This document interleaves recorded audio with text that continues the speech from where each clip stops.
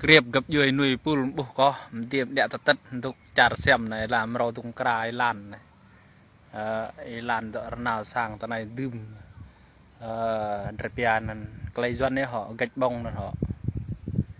thay bia bương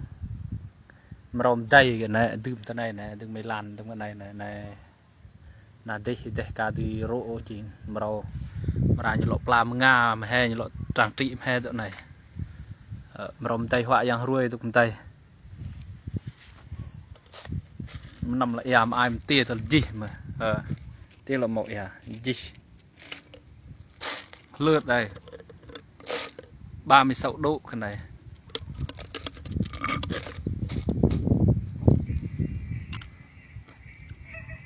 đùm gạch bông sau này là chả xem này mà mồm sẽ không là chả Việt Nam ô hào hào sẽ dần trị cắn ta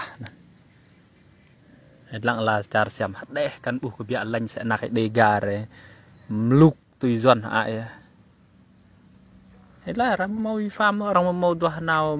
hào po răng tip dần răng nữ răng bự grip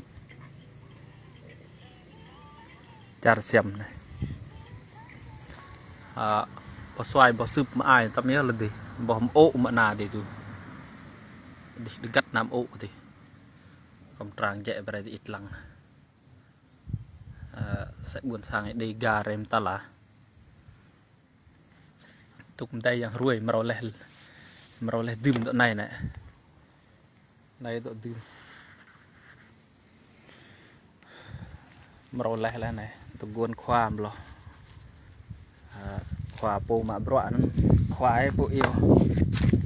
chặt ăn rọa mất bây giờ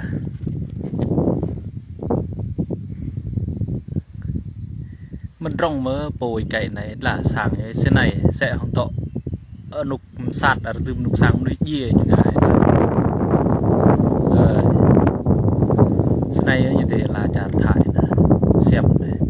tùy lệ cách như chăng ngã thế này như vậy ngã thế này như vậy ngã sẽ đi cào sẽ đi jing sẽ đi thì cụ độ mua ban về trật bia làm buôn sang dần lạch cái này lạch này khu biệt thự nên ở tí thay bia mua ban cho nên họ tâm nên là họ đi là chặt luôn còn tay gọi lâu